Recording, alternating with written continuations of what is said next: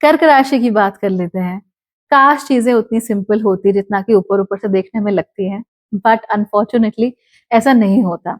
Life is a series of complications, और हमें उन सारी कॉम्प्लिकेशन से गुजरना ही पड़ता है, वेदर वी लाइक इट और नॉट। आपको भी ऐसा ही करने की जरूरत पड़ने वाली है। सबसे पहले हम ये देखते हैं कि आपकी कुंडली के पहले घर में इस समय पर बुध और गुरु आकर बैठे हुए हैं, और क्योंकि वो यहाँ पर आकर बैठ जाएंगे, इस वजह से आप लोगों को काफी सारा प्रॉब्लम हो सकती है। अब ये प्रॉब्लम अगेन बहुत बड़ी नहीं है, लेकिन इतना जरूर होगा कि you would want to do a lot of things, ideas बहुत होंगे, लेकिन ब्रेक्स बहुत बार लगेंगे कंसिस्टेंटली।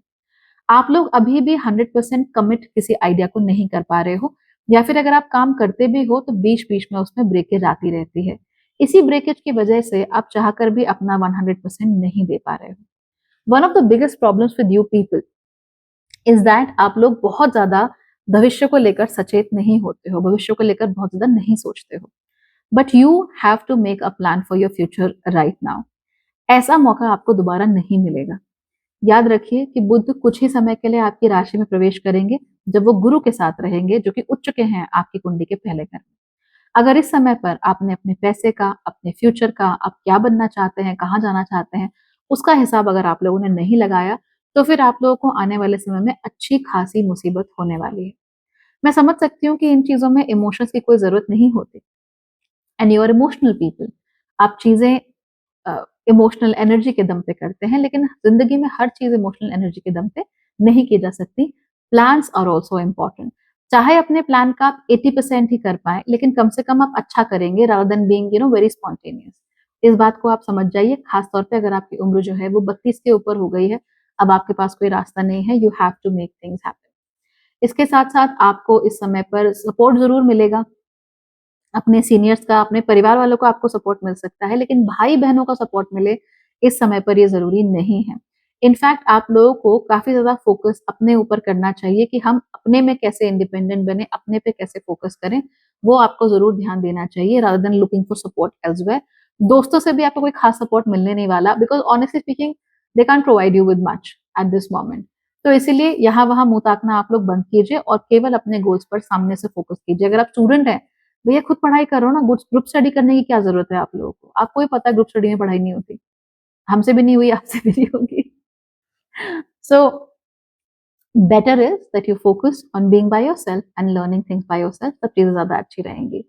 इस महीने अपने पेट को लेकर थोड़ा सा सावधान रहना, आपकी जो मसल्स है उनको लेकर भी सावधान रहना। एक्सरसाइज रेगुलरली करते रहना। एक्सरसाइज नहीं कर पा रहे हो या टाइम नहीं है, कोई भी ऐसी बात है, तो कम से कम 20 मिनट की वॉक हर रोज कर लिया करो। उससे आप लोगों को काफी ज्यादा फायदा देखने को मिल सकता है। ठीक है, तो थिंग्स विल वर्क आउट। इतना जरूर है कि 15 से 20 मिनट के बीच में शरीर थोड़ा पसीना बहाना शुरू कर देता है, ऐसा करना आपके लिए अच्छा रहेगा। ब्लोटिंग आप लोगों को अच्छी खासी हो सकती है, उसका ख्याल रखिए। आप लोगों को स्किन प्रॉब्लम्स इस समय पर हो सकती हैं, आप लोग उसका भी ज्यादा ख्याल रखिएगा। आप be very careful about your skin. जो भी प्रोडक्ट्स आप यूज कर रहे हो, use the most gentle products possible, क्योंकि अगर जेंटल प्रोडक्ट्स नहीं यूज करोगे तो आपके स्किन को, आपके बालों को नुकसान हो सकता है, eventually it might cause you rashes और any kind of allergy, something like that. तो उसका आप लोगों को ख्याल रखने की जरूरत है। आपके जो पेरेंट हैं, उनसे जरा आप लोग कम इंस्पायर हुआ कीजिए। I know it sounds very weird, but एक समय ऐसा जरूर आता है जहां पे independent thinking becomes more important, and we don't always have to listen to what our parents are saying. तो कम से कम आपके दिमाग में एक इंडिपेंडेंट थॉट तो होना चाहिए कि क्या सही है और क्या गलत है। हो सकता है कि जब आप ये खोज अपने भीतर कर रहे हो तो अंत में आप कहें कि नहीं, मेरे पेरेंट्स जो कहते थे वही ठीक है। लेकिन अगर आप डाउट ही नहीं करोगे, अगर आप अपना इंडिपेंडेंट थॉट प्रोसेस डेवलप ही नहीं करोगे, तो हमेशा की तरह आप एक बार फिर से पेरेंट्स का मुंह ताकना शुरू कर दोगे। जब वो नहीं रहेंगे तब क्या करोगे? Who is going to make decisions for you? ऐसे में जो कोई भी व्यक्ति आपके ऊपर अपना रौब जमा लेगा, वो आपके डिसीजंस लेगा और आप लोग फंस जाओगे। तो ऐसी स्थिति में खुद को आप क्यों डालना चाहते हो? Never do that, it's not going to be fruitful and I personally don't like it. So don't do that ever, okay? हालांकि आप लोग जितना चाहो अच्छा कार्य क्षेत्र में कर सकते हो, ऐसे कोई बहुत बड़ी प्रॉब्लम नहीं है। पैसे के मामले में थोड़ी सी प्रॉब्लम आ सकती है, कार्य क्षेत्र में थोड़ा काम ढीला हो सकता है, ज्यादा प्रेशराइजिंग हो सकता है, कार्य में रीवर्क्स और रीडूज बहुत ज्यादा हो सकते हैं, तो उसका आपको ध्यान रखना है। बाकी ultimately there is no major mega problem जिसकी वजह से आपको दुख या तकलीफ हो सकती है। So overall you will be good.